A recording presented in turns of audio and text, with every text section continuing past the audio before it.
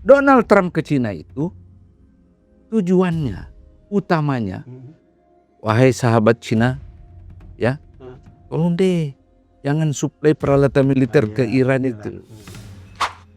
Di antara kunjungan Trump itu, ada nggak statement bersama? Sebagaimana lah ya. Apalagi penandatangan piagam kerjasama. Nol. Sebaliknya Putin 2 hari kemudian, Beda ya. 40 naskah kerjasama ditandatangan. Dunia ini ditentukan oleh teman kita yang bernama Cina. Hai. Real Iya, iya, superpower sekarang. Selat yang menghubungkan 2 negara dilewati itu adalah selat internasional. Ya. Namun kapal asing boleh masuk, dia dikenai prinsip innocence passage. Boleh lewat asal jalan terus. Kenapa ekonomi dunia terganggu? Bukan sekedar minyak. Di situ 24% ya gas bumi dunia lewat. Gas bumi itu bahan fertilizer, bahan pupuk. Jadi ini bahayanya ini, Bram. Makanya memang harus dihentikan. Kita bisa kalangkan makanan ini. Ya, kalangkan minyak, oke lah padam lampu. Kita pakai lilin. Kalau makan apa? Mau. Amerika tidak pernah menang kalau perang itu panjang. Bosen bikin super kantuk, dibelai angin pula. Waktunya super. Super mulai ngecreng, asamnya wow, super shocking, manis di ending. Yuk, langsung on lagi. Super, mulai ngecreng, langsung on lagi. Cobain yuk.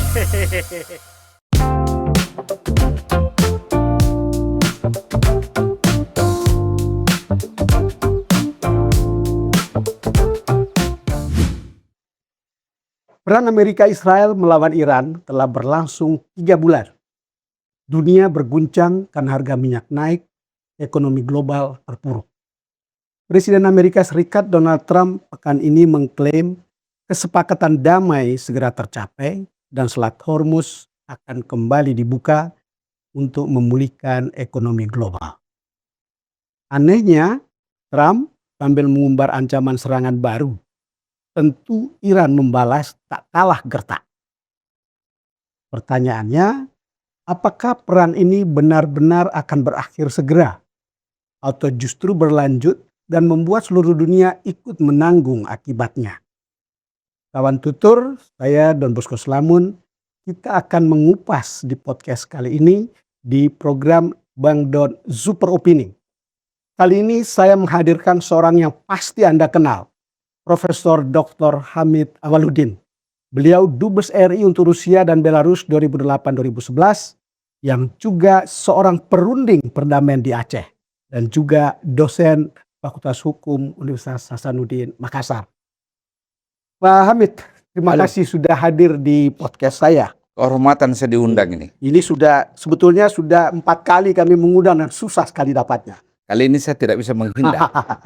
Ya, kita sudah mendengar bahwa ada tanda-tanda akan ada perundingan perdamaian atau ada gencatan senjata antara Amerika dan Iran. Ya. Kalau Anda sebagai orang pertama diplomat, kedua pernah menjadi praktisi dalam dalam runding, apa yang Anda lihat? Saya dari dulu saya yakin perang tidak lama. Oh, oke. Ini begini. Kalau Anda lihat sejak Perang Dunia Kedua, Amerika tidak pernah menang kalau perang itu panjang. Ya. Korea, Vietnam, terakhir kan melawan Taliban 20 tahun. Ya. Menang nggak dia? Ya. Enggak kan? Dan padahal Taliban itu bukan negara, hanya kelompok orang. Betul. Kedua, tidak ada perang tanpa melibatkan masalah ekonomi. Pertanyaannya, mampu nggak kawan kita ini United States of America membiayai perangnya? Tidak. Dalam 1 hari dia harus keluarkan uang $2 miliar. Berarti 30 berapa itu? Ya sekarang 38 triliun lebih. Ya. Per hari loh. Iya, per hari. Mampu nggak dia punya itu? Nah, masalahnya adalah ketika dia menyerang Iran, terjadi kesalahan kalkulasi. Kesalahan kalkulasi pertama, dia pikir bahwa Uni Eropa bahu-membahu dengan dia. Akan ada di Sehingga belakang. sehingga ada burden share, ya kan? Menanggung. Ya, Sama ketika dia serang Irak dulu, ya. yang biaya perangnya kan Saudi Arabia dan Kuwait. Mm-mm. Sekarang siapa yang biaya? Tidak ada kan? Bahkan dia membiayai negara lain, Ya. yaitu Israel. Mm-mm. Ya, Ya, harus membiayai Israel. Ya. Jadi dari perspektif ini, saya tidak pernah yakin Amerika memperpanjang perang ke sana. I see. Bahwa Amerika di bawah kepemimpinan Donald Trump, gertak sana, gertak sini, itu soal gaya. Beliau kan memang gayanya begitu. Iya, iya, iya, iya. Ya, sayangnya yang dia hadapi adalah negara dan bangsa yang bernama Iran. Iran yang tidak pernah goyah dan gentar dengan gertakan. Karena dia mengalami kan 30 tahun di embargo secara ekonomi. Tetap saja survive. Iya, iya. Nah, kalkulasi kedua yang Oke. salah. Kalkulasi dua yang salah. Amerika tidak menyangka bahwa Iran itu melawan habis-habisan. Iya. Dia pikir sama dengan bulan Juni 2025. Dia serang, lantas gencatan senjata berhenti kan? Iya. Kali ini enggak. Kenapa? Kira-kira. Dia menyerang orang yang sedang berpuasa. I see. Kenapa kalau sedang Jadi berpuasa? double ini nilainya. Anda menyerang saya, nasionalisme saya naik, sama ketika Yakinan saya bangsa diganggu. Korea, Mm-mm. bangsa Vietnam melawan kan? Mm-mm. Tapi ada faktor kedua. Orang sedang beribadah kok serang Iya, iya, iya. di rumahnya. Mm-mm. Saya kasih perbandingan, Bung. Ya. Ah. Orang salat saja di masjid begini kan, Iya. tiba-tiba ada orang yang lewat. Mm-mm. Dia kan cenderung begini. Mm-mm. Jangan ganggu, saya sedang salat. Iya, iya. Padahal bisa sebenarnya. Mm. Ini orang sedang berpuasa kok ganggu kan. Iya, iya, iya. Jadi perlawanan itu dahsyat sekali. Untuk memperkuat tesis saya, Mm. 33 juta rakyat Iran sekarang tanda tangan petisi, Mm. siap mati, dan siap jadi tentara membela negaranya. Mm. On the other hand, di Amerika, setiap orang tua berteriak, tolong hentikan perang, tarik Ya. anak saya kembali. Ini kan? Ya. Jadi ada miskalkulasi itu. Nah, kenapa masih bisa bertahan? Mm. Pertama, bisa bertahan harga diri sebagai superpower kan. Ya. Dan sebenarnya secara militer udah kalah. Ini soal gengsi aja. Ya, karena waktu dia menyerang pertama, dia kan mengatakan sama top days, hanya beberapa hari kan. Mm. Sekarang sudah 3 bulan, 90 hari. 3 bulan. 87 hari sekarang ini. Mm. Ya kan? Ya. Artinya apa? Dia tidak mampu. Ya, tidak mampu. Nah, kalau kita bicara ini, coba cermati kunjungan Trump ke Cina, ada apa? Ya. Kita bahas ini lebih luas ya. Ya. Donald Trump ke Cina itu tujuannya, utamanya, Mm. wahai sahabat Cina, ya, tolong deh, jangan suplai peralatan militer ke Iran itu. Kenapa ini? Coba, di antara kunjungan Trump itu, ada nggak statement bersama? Sebagaimana lah ya. Apalagi penandatangan piagam kerjasama. Nol. Sebaliknya Putin 2 hari kemudian, Beda ya. 40 naskah kerjasama ditandatangan. Artinya apa? Basa-basi aja itu, mari kita tingkatkan ekonomi, perdagangan. Sesungguhnya adalah membisiki, tolong dong, jangan Anda suplai alat-alat. Kenapa Trump lakukan? Terbukti kan? Ya. Peralatan detektor Cina yang dipakai meruntuhkan kapal pesawat pesawat siluman, ya F-35 yang termahal dan tercanggih di dunia. Ya. Itu baru satu item. Nah, bisa nggak dibayangkan berapa alat yang disuplai Cina untuk itu kan? Nah, ini tujuannya ini sebenarnya. Saya tidak percaya basa-basi tingkatkan ekonomi dan sebagainya. Ya, bahkan kalau kita lihat ketika Donald Trump di Cina itu diterima dengan cara yang dianggap tidak sebagai penghinaan. pemimpin negara superpower. Penghinaan. Mau lihat penghinaannya apa? Iya, iya, iya, iya. Coba ya. Dia dibawa ke kebun, ada taman. Jinping bilang, Mr. President, jarang sekali saya menerima tamu di sini. Wah, tersanjung Trump kan? Wah, terima kasih saya diberi keistimewaan. Tapi disambung lagi oleh Jinping. Tapi pernah saya terima Putin di sini. Kan luar biasa itu kan? Iya, iya. Kedua, Trump dikenal sebagai presiden Amerika yang menghilangkan itu kebun ros Iya. di White House kan? Iya. Kan terkenal itu. Iya, terkenal. Dia hilangkan dan dia bangun apa gitu ya. Tiba di situ Jinping persembahkan roses ke dia. Artinya apa itu? Itu luar Itu biasa. bahasa, itulah yang disebut gestur. Ya, gestur ya. Ya, gestur bahwa Dan biasanya gestur itu lebih jujur dan lebih tajam ya, daripada apalagi ini kata-kata. Cina. Kebudayaan timur kan, kebudayaan gestur dipakai. Iya. Ya kan? Kembali, saya betul-betul surprise dengan penjelasan tadi. Ada alasan sejarah dalam perang Amerika, bagaimana banyak yang tidak selesai dan kemudian keluar gitu saja. Iya. Kemudian ada alasan karena itu serangan waktu puasa dan itu menimbulkan militansi. Lalu kemudian kesiapsiagaan rakyat Irak sendiri yang puluhan juta ya untuk ini. Tapi kan kita selalu tahu bahwa perang ini kan berdarah-darah untuk keduanya. Kira-kira baik Persis. Iran maupun Amerika gitu. Lalu kemudian sampai pada tingkat ya udahlah, mungkin kita semua berdarah-darah, lebih baik duduk di meja perundingan. Ya. Kalau Begini. lihat seperti itu, bargaining siapa yang lebih kuat sebetulnya? Begini, tidak ada bargaining yang lebih kuat sebenarnya. Oke. Ya kan? Yang ada adalah Amerika mau menghentikan perang karena dia rugi secara ekonomi, I see. ya. Dan kedua, ingat, ada kerugian terbesarnya secara politik. Dia ditinggalkan oleh sekutunya di Eropa kan. Sejak Perang Dunia Kedua, Ya. ini pertama kali Amerika bukan hanya ditinggalkan, dibelakangi oleh Uni Eropa. Jadi terlampau mahal ongkos yang dibayar. Nah, tinggal sekarang mencari gimana caranya agar muka saya ini terselamatkan. Jangan saya menyerah dan jangan saya mengambil inisiatif. Nah, gitu ya. Ya. Macam-macam persyaratannya kan. Satu sisi dia mengatakan kita berundi, tapi sisi lain ada lagi. Yang penting ikut perjanjian Abraham Accord. Ya. Apalah makhluk apa lagi yang diajukan? Yang sebelumnya tidak pernah ada cerita Tidak, tentang Abraham Accord kan? Sekali lagi ketika Donald Trump membargain dengan Abraham Accord, yang bereaksi apa? Negara Arab kan? Ya. Saudi, Bahrain. Oke, boleh kita ikut, tapi persyaratannya two state solution kan? Ya. Harus Which is begitu. impossible untuk dikaitkan dengan ini. Ya. Nah, gitulah.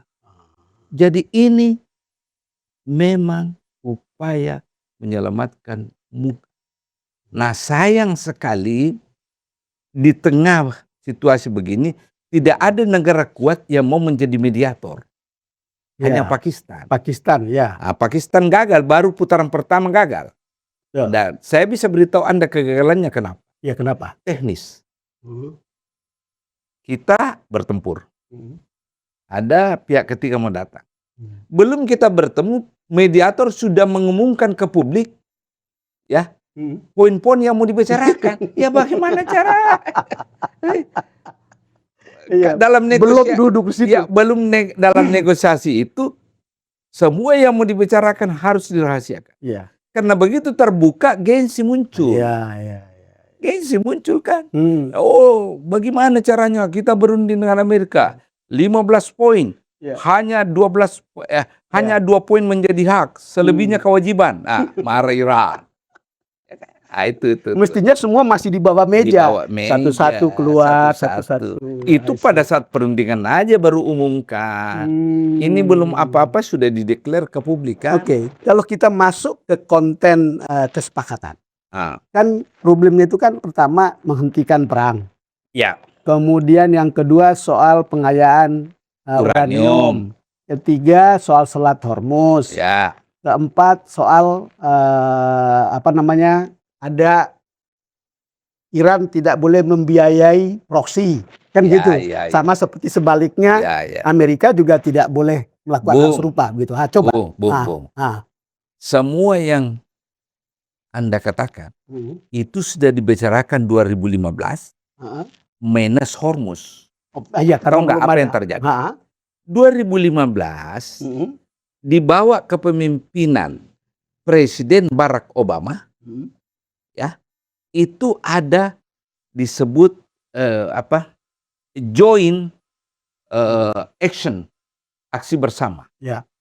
Perjanjian melibatkan 5 anggota tetap Dewan Keamanan PBB. Hmm. China, Amerika, Prancis, Inggris, dan Rusia. Hmm. Plus Hmm. Uni Eropa dan Jerman dan Iran.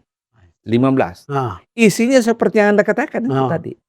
Ya, Hmm. bahwa pengayaan uranium itu dilakukan dalam rangka tujuan damai. Ya. Apa itu tujuan damai? Hmm. Pembangkit listrik. Ya. Dan konteks pembangkit listrik ini ada 471 pembangkit listrik di dunia ini itu Yang dengan menggunakan tenaga nuklir. Betul. Ya lah? Ah. Yang kedua, Bung, Hmm. Iran itu kan penandatangan konvensi yang bernama Non-Proliferation Treaty. Hmm. Di situ dikatakan setiap anggota punya hak, inalienable right, Ya. hak yang tidak bisa dicabut Hmm. untuk melakukan pengayaan dengan tujuan damai Ya. yang disupervisi oleh Badan Energi Atom. Hmm. Kemudian dengan Iran tanda tangan itu, Hmm. tahu nggak apa yang? Hmm. Obama mencabut embargonya. Ya. Artinya apa? Hmm. Sudah dilaksanakan ini kan. Oke. Tiba-tiba sepupu sekali Bapak Donald Trump jadi presiden. 2017 kan? Dan keluar dari situ. 2018 keluar dari perjanjian itu dan tidak mengakui itu perjanjian. Kira-kira kalau Anda Iran, Anda percaya itu Trump atau tidak? Ya udah susah kita percaya kan. Ah. Kalau Anda Hmm. termasuk negara anggota permanen Hmm. Dewan Keamanan, percaya nggak teknologinya? Ya nggak bisa kita percaya, nggak bisa dipegang. Itulah sebabnya Xi Jinping Hmm. tidak akan pernah percaya Trump menyelesaikan Iran. Sama seperti Iran juga Ya, betul-betul tidak percaya pada Donald Trump. saya mau kasih Anda Oke. joke ya. Sebenarnya bukan joke. Apa? Tahun 72, Presiden Nixon datang ke Cina. Tahun 72 ya. Ya. Kan 49 tidak ada hubungan ini. Ya. Sejak berdirinya 49 kan Ya, tidak ada ya, hubungan diplomatik. Nixon yang pertama ke sana. Nixon datang. Terus? Ya, bertemu Mao Zedong Hmm. dengan Zhou Enlai. Hmm. Apa kata Nixon? Hmm. Waktu itu kan segitiga nih perang dingin ini. Ya. Soviet, Cina, Amerika. Hmm. Dan di situ puncak ketegangan hubungan Cina dengan Uni Soviet. Ya. Gara-gara perbedaan penafsiran mengenai ideologi komunis kan. Ya. Hmm. Satu Khrushchev yang terbuka ke Ya, satu Eropa, kemudian satu yang sangat konservatif Mao Zedong kan.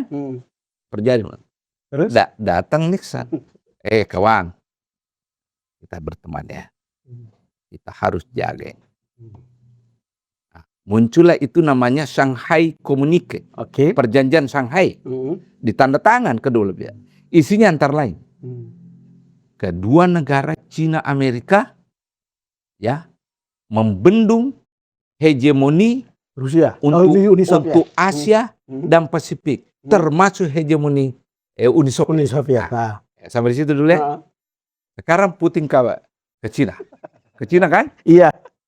Tentu dia akan mengatakan juga ke Jinping, hello Jinping, Hmm. ya mari kita berdua membendung hegemoni Amerika di kawasan kita. Jadi skor satu sama ini sebenarnya. Jadi skor pertama ketika Nixon, sekarang dibalas Dibalas ketika oleh Donald Trump. ya. Jadi Kembali ke soal nuklir. oke. Karena cerita tentang nuklir ini kan ada hubungannya dengan Israel. Ya. Jadi Israel merasa tidak aman kalau Iran punya nuklir. Nah, begini. Sebaliknya kan kok Ya. bisa Israel punya begitu? sangat simpel. Oke. Israel selalu menganggap Iran itu ancaman. Betul. Tapi dalam sejarah pernah nggak Iran mengokupasi, menganeksasi, dan menginvasi negara tetangganya dalam sejarah? Dalam sejarah. Tidak pernah. Kenapa Israel sangat ketakutan? Karena faktanya memang Iran membiayai itu Hezbollah, Betul. Houthi, Ya. dan Hamas. Yang dianggap proksi Iran, Ya, kan? proksi Iran. Tapi kan Anda mestinya tanya dong, Oke, kenapa Iran lakukan itu? betul. Kan sederhana. Mhm. Dia ingin bantu Palestina merdeka, Mhm. kemudian mengembalikan tanahnya yang dirampas oleh Israel. Mhm. Ya kan? Ya, Ya tak? itu alasannya. Itu alasannya, alasan keadilan. Cuman Israel merasa Iya, tentu. Iran mau menghapuskan Iya, tentu. Israel dari peta di sana. Iya, tentu. Padahal sebenarnya tidak perlu takut dengan Iran. Iran tidak pernah punya tradisi Iya. mengganggu negara tetangga. Tunjukkan aja saya. Iya. Sejarah memperlihatkan Kecuali tidak waktu ada. dia perang melawan Irak, itu pun karena diprovokasi oleh Saddam Hussein Iya. yang gila itu. Sangat menarik. Lalu setelah soal nuklir, kita bicara soal Selat Hormuz. Ah.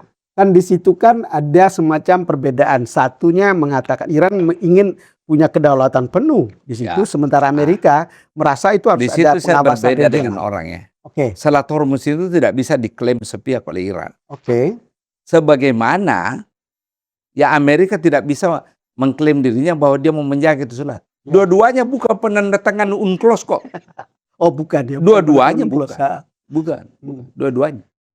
Karena di situ kan ada ketentuan-ketentuan ya bahwa selat yang menghubungkan dua negara dilewati itu adalah selat internasional. Ya. Namun kapal asing yang boleh masuk dia dikenai prinsip innocence passage. Boleh lewat asal jalan terus. Oke. Ya kan? Ya, untuk itu saya tidak sepaham dengan Iran. Maaf ya. Saya ini objektif. Iya. Saya objektif juga. Nah, karena kan ini kan salah satu pusat battlegroundnya kan itu. Ya, Gitu. begini Bung. Kenapa ekonomi dunia terganggu? Bukan sekedar minyak. Di situ 24% ya gas bumi dunia lewat. Jadi selain soal minyak, ada sumber energi baru. Gas Ya bumi. benar. Dan tahu nggak gas bumi? Apa efek sampingnya nih? Makanan. Iya. Kenapa makanan? Gas bumi itu bahan fertilizer, bahan pupuk. Ya. Coba bayangkan. Petani, Kalau bahan itu tidak sampai petani. Negara-negara ini bisa kehabisan makanan 1 tahun kemudian. Iya.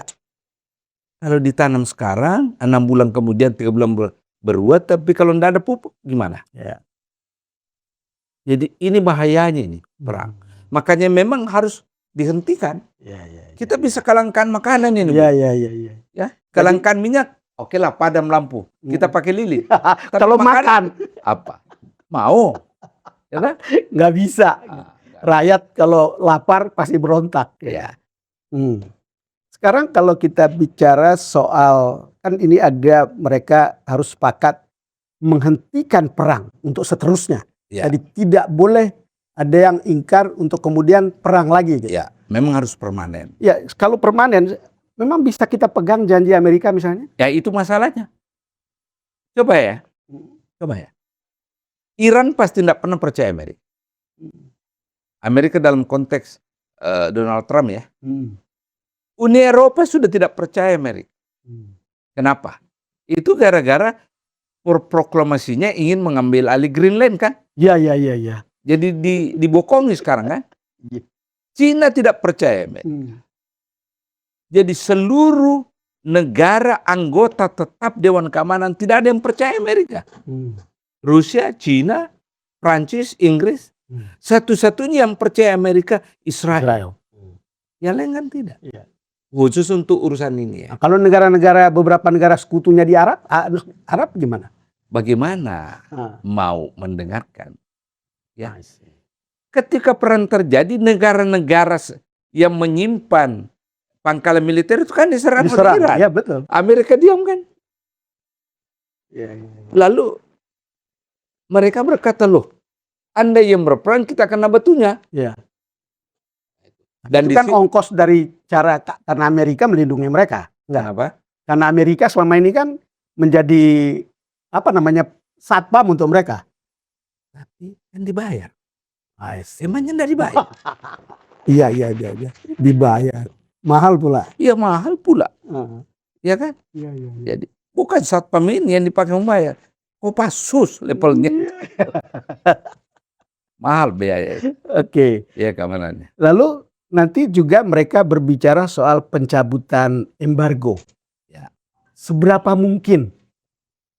Begini, yang paling ditakuti Amerika dalam negosiasi ini adalah rehabilitasi dan rekonstruksi. Iya, karena harus membayar semua Membayar. kerusakan itu, betul. Iya, itu yang paling ditakuti dalam keadaan seperti ini. Atau dia harus bayar nanti itu kan. Itu yang paling dia tahu. Bahwa dia dikenai sanksi dalam perundingan itu. Kau bayar dong. Iya. Rumah yang Kan permintaan Iran itu salah ya, satu. wajar saja. Anda yang menyerang saya, ya kan? Ya. Itu yang paling ditakuti. Nah, kan itu kan ini boleh kita lakukan ini, tapi kemudian ada di mana dia kemudian tidak bisa optimal menuntut sesuatu ke Amerika begitu. Ya, tentu satu maju satu mundur. Betul. Di sinilah seninya orang yang menjembatani ini. Iya. Ya, sekarang kan pegangannya Iran ini tidak ada perjanjian perdamaian, tidak ada negosiasi kalau kamu mau ambil semua uranium saya. Iya. Itu kan high call. Ya, high call ya. High call itu. Amerika mengatakan enggak, itu persyaratannya. Persyaratan Amerika moratorium Ya. untuk pengayaan uranium 15 sampai 20 tahun. Iya.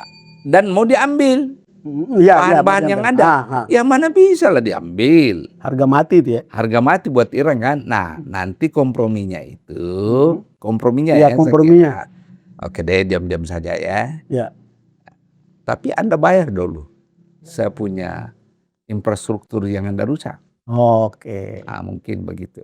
Jadi kelihatannya akan ada yang tampak di permukaan, tapi ada Ya. yang di bawah meja saja. Ya. Nah, Atau di belakang kemudian panggung. Anda nanti Hmm. soal membiayai Hamas, membiayai Lebanon, Ya.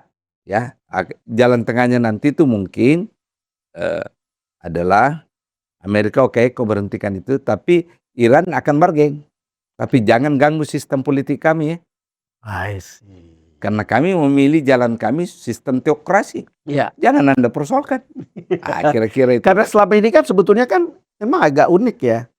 Kan ketika pemerintahannya jatuh, atau Ali Ya. Khamenei jatuh, Ya. atau meninggal begitu, Ah, dalam perang atau ditembak oleh Amerika. Lalu orang bilang, Amerika itu mencari pemerintahan boneka di Iran. ya pasti. Dan itu tidak akan terjadi kalau lihat situasi Ya. seperti sekarang. Begini ya. Nah, Orang selalu mengatakan Amerika saling membenci dengan Iran sejak revolusi Iran. ya, 79. ya. Tidak benar. I see. Rasa permusuhan kaum dualah itu tahun 53.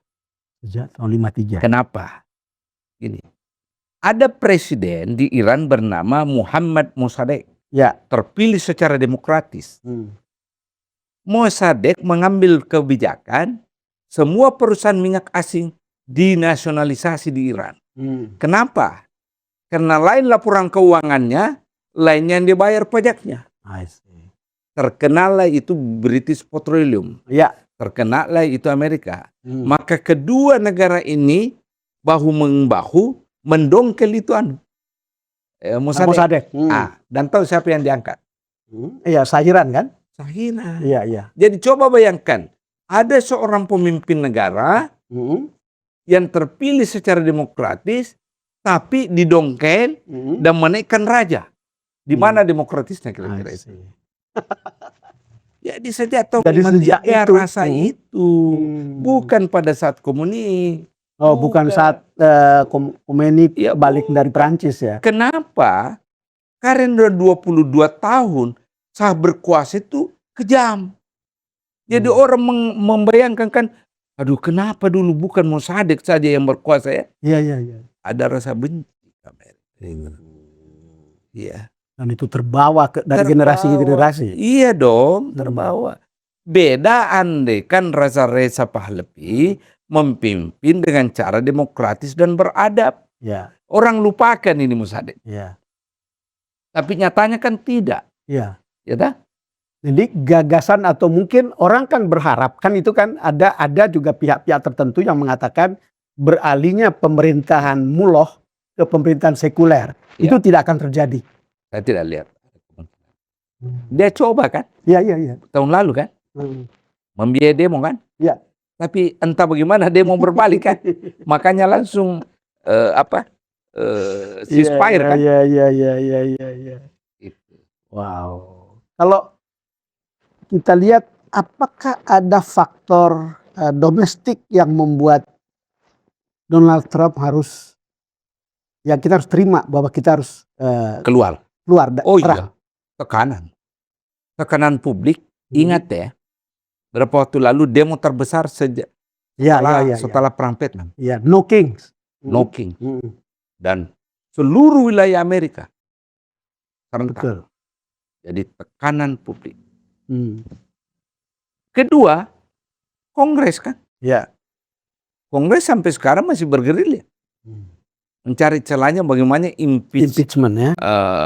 Donald Trump karena dia melakukan peran tanpa izin Kongres. Dan di atas segalanya, Bu. Katakanlah dia lolos dari impeachment. Ini kan perang. Butuh uang kan? Betul. Yang meng-approve budgetnya siapa? Kongres kan? Kongres kan. Kalau Kongres tidak approve gimana? No way. Gitulah. Juga mungkin akan mempengaruhi posisi Donald Trump dalam pilpres yang akan datang. Karena kan banyak orang yang anti perang di Amerika sekarang. Iya. Dia sih tidak ada persoalan. Dia sudah 2 periode kan. Dan tidak bisa maju. Tapi itu anggota Kongres dari Republikan bisa babak belur. Tidak akan kepilih. Karena dia orang Republikan. Ya toh? Nah, gitu. Menarik sekali dengar penjelasan Pak Dubes. Apalagi seorang juru runding. Kalau Anda lihat dalam proses perundingan ini, biasanya kan tidak tiba-tiba begitu saja akan ada di atas meja, satu. Kedua, tidak tiba-tiba begitu saja ditandatangani. Ya, enggak. Ini perlu proses berapa lama? Kalau perundingan damai, ya prosesnya bisa panjang. Panjang proses damai ini. Tetapi perangnya bisa berhenti dengan ceasefire. Bisa. Kedua belah pihak, oke, selama kita berunding. Tapi sekali lagi kembali, siapa yang bisa percaya Trump itu? Buktinya kan, dia sedang berunding di Oman tentang kasus ini, tiba-tiba menyerang kan? Jadi siapa yang bisa percaya bahwa kita berunding, ceasefire, mari kita nego? Siapa yang bisa percaya? Nggak susah ya? Bukti kan? Mereka berunding di Oman, tinggal sedikit poin-poinnya, tiba-tiba orang diserang, gimana caranya? Mau percaya? Kalau Anda lihat kemungkinan hasilnya, no one losing face begitu atau gimana kira-kira? Ya harus save the face for both side ya. Nah di situ saya mengharapkan ya peranan lembaga internasional, PBB. PBB turun tangan ya untuk menengahi PBB kalau bisa dia. Karena tidak mungkin negara superpower seperti Uni Eropa kan? Karena pasti Amerika tidak mau. Dia membelakangi saya kok. Tidak mungkin Cina. Karena Amerika mengatakan Cina backup Iran. Kan? Tidak mungkin juga Rusia. Jadi siapa? Lembaga internasional. Lembaga internasional. Yang sekarang siap itu PBB bagian mananya? Bagian mana? Ya, di sini peranannya sekjen sebenarnya. Harus fleksibel. Sekjen kita, sekjen PBB kita harus bermanuver. Saya bayangkan ini yang menjadi sekjen adalah Kofi Annan. Yang lincah kemana-mana gitu. Tetapi kalau kita lihat sekarang kan dalam proses ini sebetulnya kedua pihak tetap masih siaga kan? Oh iya. Siaga untuk saling serang. Iran. Anda serang, Anda menawar, dia membeli. Itu aja. Dan emangnya Iran tidak menyimpan senjata yang lain? Pasti ada simpan. Karena dari awal dia tahu. Amerika selalu mengincarnya kan. Dari awal. Dia siap juga melawan. Bahwa dia kalah, itu lain soal. Tapi dia siap melawan. Tidak menyerah begitu saja. Oh tidak. Itu salah satu kesalahan kalkulasinya Amerika, dia anggap ini kaleng-kaleng ini bangsa Iran ketika dia serang. Buktinya sudah 3 bulan berperang kan? Tidak ada tanda-tanda surut kan? Tidak ada. Yang lebih hebat, yang justru terbalik, beberapa minggu lalu kita akan menghantam Iran melalui darat. Ingat kan? Iya. Terbukti nggak itu? Tidak ada itu serangan darat. Tidak ada kan? Artinya bluffing. Ataukah dia siapkan, tapi dia hitung, oh kita habis, kita akan dibantai di situ, di darat. Karena pasukan Iran lebih kuasai kan, lebih tahan panas. Sekarang kan musim panas. Pedubes, ini kan narasi tentang siapa unggul, siapa lemah di dalam cerita tentang perang Iran Amerika ini kan sangat beragam. Ya. Sangat beragam. Ya. Kita kadang-kadang ada pihak yang mengatakan Iran yang unggul, ada yang mengatakan Amerika, Iran babak belur. Sebetulnya seperti apa sih Jadi gini. narasi kayak begini nih? Kalau kita lihat ucapan Amerika, saya habis dalam waktu berapa hari. Ternyata Iya, 3 bulan. iya. Kalau itu dia tidak mampu lakukan dalam waktu berapa hari, berarti kalah dong. Ya. Sudah kalah dong. Sebelumnya kan Donald Trump jualan. Ya, jualan. Kita menewaskan pimpinan Iran hanya dalam waktu sekian jam. Ya. Tapi ingat ya, memang Amerika tidak kena dampak sebagai negara, dampak fisiknya. Iya. Tapi dampak malunya sebagai kekuatan superpower kan luar biasa. Tertamparkan wajah ini, gitu loh. Bahwa terjadi kerusakan infrastruktur, iya, karena memang dia diserang kan. Iya. Nah, pertanyaannya, setelah itu mampu nggak Amerika mengambil alih itu Iran? Sebagaimana diambil alih itu Venezuela? Iya. Kan tidak. Ada perlawanan sengit Iya. yang dilakukannya. Kalau dari perspektif ini kita pakai, maka kita bisa mengatakan sebenarnya Amerika kalah. Kalau dari perspektif kerusakan infrastruktur, ya Iran kalah. Pak Hamid, Ya. kita tidak bisa mengabaikan variabel Rusia dan Cina dalam proses penyelesaian atau katakanlah gencatan senjata atau apapun lah hubungan dengan ini Iran gitu ya. Begini, dua-duanya adalah anggota Dewan Keamanan, anggota tetap Dewan Keamanan PBB. Ya. Dua-duanya punya hak veto. Ya. Cina. Di atas segalanya Anda tidak bisa tidak menghitung variabel Cina dan Rusia. Karena kedua-duanya terlibat dalam perjanjian joint action itu tahun 2015. Iya. Iya kan? Yang diingkari sama Donald Trump Yang sekarang ini. diingkari oleh Donald Trump. Tapi di atas segalanya, Bung. Dunia ini ditentukan oleh teman kita yang bernama Cina. Hai. Real Iya. superpower sekarang. Betul. Kalau Anda mau tanya, who is the real superpower sekarang? China. Iya. China rules the world. Ya, rule the world. Ya, kalau dulu abad sekian 19 dikatakan British rule the wave. Nah, sekarang China rules the world. Ya kan? Nah, itulah sebabnya baik Putin maupun Trump dua-duanya datang ke Lunun. Wah hebat juga saya sudah pakai bahasa penyokong. Ya, datang ke Lunun ke Cina. Ke Cina ya. Tapi tentu Anda bertanya saya, bagaimana Xi Jinping memperlakukan antara Putin dengan Cina? Gampang sekali. Xi Jinping lebih percaya Putin daripada Donald Trump. Dengan pengalaman joint action tadi. Karena Cina juga merasa tertampar kan. Dia ikut penandatangan di situ kok. Tahun 2015. Ya. Nah, yang menarik menurut saya, gestur yang dipersembahkan, dipertontonkan oleh Xi Jinping dalam menerima kedua tamunya itu luar biasa bedanya. Tahu nggak? Yang menonjol fisik dulu ya. Anda tadi mengatakan posisi duduk ya. Ada yang lebih. Dalam acara itu, Xi Jinping menyiapkan meja untuk makanan Cina. Di sini, sebelah situ Putin untuk makanan Rusia kan? Masak Putin dikasih ke Xi Jinping. Jinping ngambil makanan yang Cina dibuat. kesana. Artinya apa? Hubungannya dekat. Kenapa makanan itu simbol kedekatan? Bung, kalau Anda tidak dekat dengan orang, Anda tidak kirimi makanan. Itu kan mengatakan sepiring berdua sebetulnya. Ya. Dan ingat, makanan itu simbol harga diri bagi orang kan? Ya. Karena takut dicela terlampau asin, Ya. terlampau manis, terlampau kecut. Jadi orang yang mengirim makanan ke orang lain itu Orang adalah yang paham betul ya simbol kan. kesempurnaan dirinya, lalu diserahkan ke orang lain. Karena takut dikritik kan makanannya. Sekarang waktu Trump apa? Tidak begitu. Dia diperlakukan formal sekali kan. Iya. Ini pakai celemek, Bung. Iya. Ya kan? Iya. Celemek kedua kepala negara ini kan. Itu simbol penghargaan dan penyerahan diri saya kepada Anda. Coba makananku, Bung. Ya, saya juga coba makanan.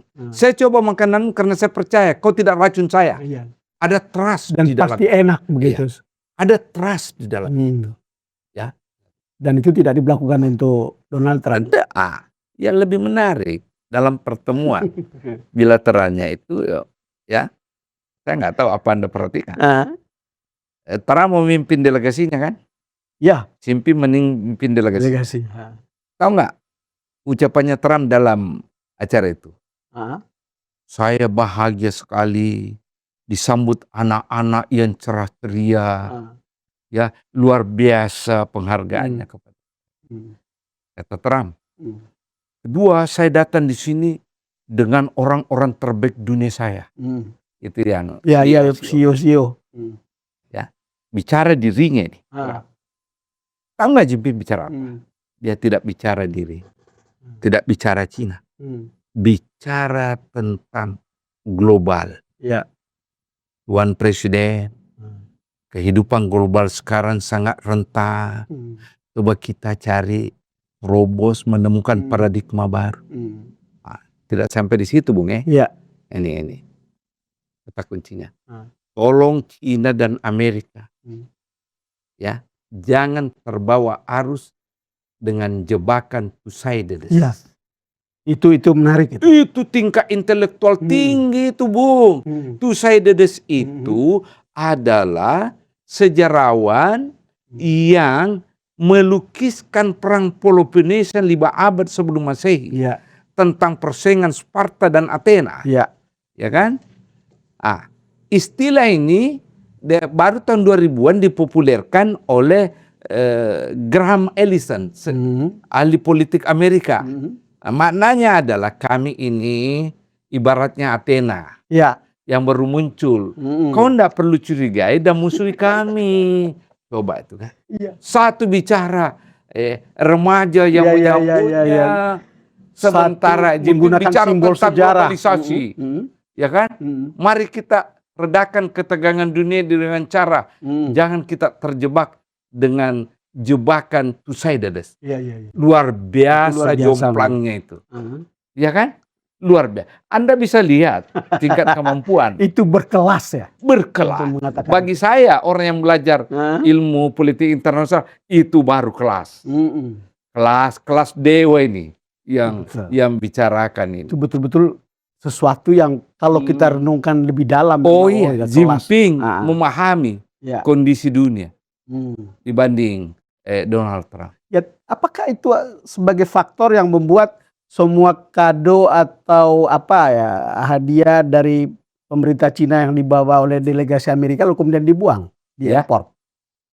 Kan pasti itu kan Donald Trump kan tidak memasukkan itu ke dalam Air Force One. Ya bisa jadi.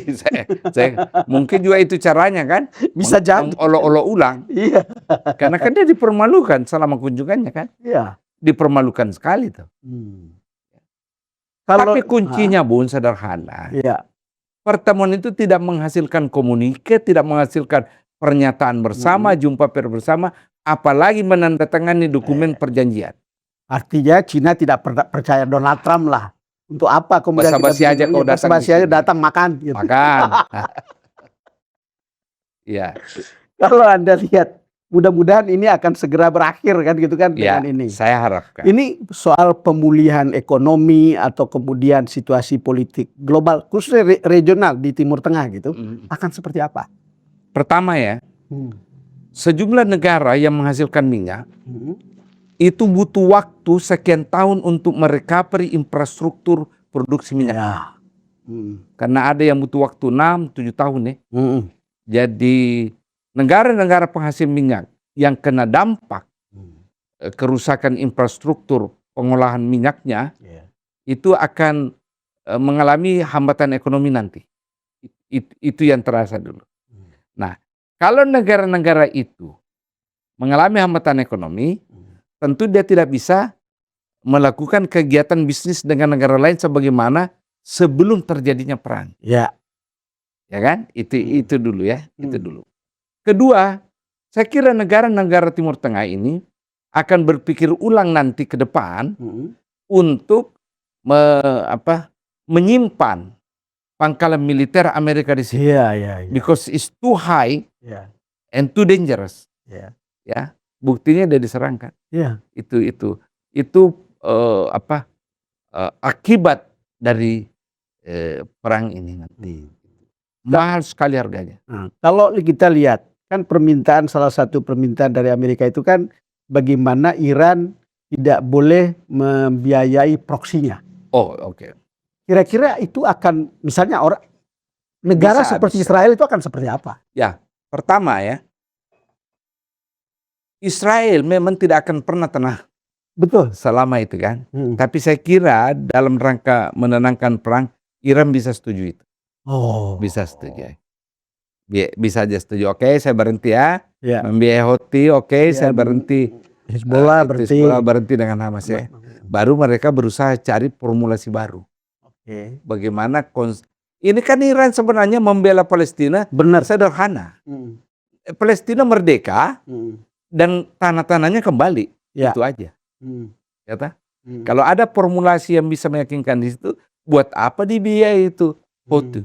Buat apa dibiayai itu Hezbollah? Buat apa dibiayai Hamas kan? Kalau lihat sekarang, misalnya kita lihat Israel itu menyerang Hezbollah di Lebanon. Apakah itu menggambarkan misalnya Iran sudah agak lemah hingga kalau menyerang ini tidak akan ada respon gitu? Tidak juga. Tidak juga. Karena bukti Israel tidak bisa hancurkan juga kelompok Hezbollah. Kalau ini benar-benar berakhir butuh berapa waktu untuk tanda tangan perjanjian? Ya, mestinya ya perdamaiannya itu beberapa minggu ya. Kemudian negosiasi perdamaiannya itu ya tergantung kesepakatan, tergantung butir-butir masing-masing pihak. Ya, tergantung. Kalau Amerika pendekatan mendikte ya tidak terjadi. Tidak akan bisa diterima. Iya, tidak bisa. Kalau hanya mewajibkan orang, tidak memberi haknya. Ya kan? 15 poin proposalnya yang waktu Pakistan itu kan? Iya. 13 adalah kewajiban. 12 adalah hak. Bagaimana caranya mau negosiasi Anda paksakan kewajiban ke saya? Iya. Damai ya. Tapi kamu harus 1 sampai 12. 2. Kamu ikuti nih 2, oke lah. Gimana caranya? Tapi sangat menarik. Negosiasi itu 1 maju 1 mundur, bertemu di tengah. Prof, sangat menarik untuk memahami resiliensi rakyat Iran. Bagaimana misalnya kerusakan infrastruktur oleh perang ini gitu. Tetapi endurance-nya itu kuat begitu. Sampai sekarang kita tidak melihat misalnya orang karena pemerintahan lama sudah jatuh lalu muncullah misalnya oposisi yang kemudian mengambil alih kekuasaan gitu. Apa penjelasannya? Ideologis. Ingat, Iran itu negara teokratis. Imam. Ayatollahnya. 1. Kedua, kembali ke teori saya. Anda serang orang pada saat dia beribadah puasa.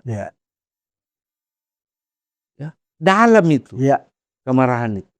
Dan mereka persepsikan kalau saya diserang dalam keadaan beribadah, kalau toh saya mati, saya langsung masuk surga. Anda bisa Mati kalahkan orang yang mau masuk surga? Mana bisa. Ya toh? Sampai level itu. Ini spirit dan moral. Moral. Moralnya dalam bertempur. Tinggi. Beda dengan Amerika. Bertempur karena menjalankan perintah dan kewajiban. Ah, Profesor Hamid Awaludin, terima kasih sudah. terima kasih, hadir di- kehormatan buat saya Anda undang saya. Dan saya minta maaf, saya baru bisa datang setelah 4 kali. Sangat kita maafkan dan kita sangat berterima kasih karena ini membuat kita lebih enak. Saya tadi ditonton. pikir Bung Don itu akan bilang, tiada maaf bagi. Oke, undang aja Oke. kapan-kapan kita Oke. bicara ya. Kawan tutur, terima kasih sudah bersama kami. Sampai jumpa lagi pada episode berikutnya.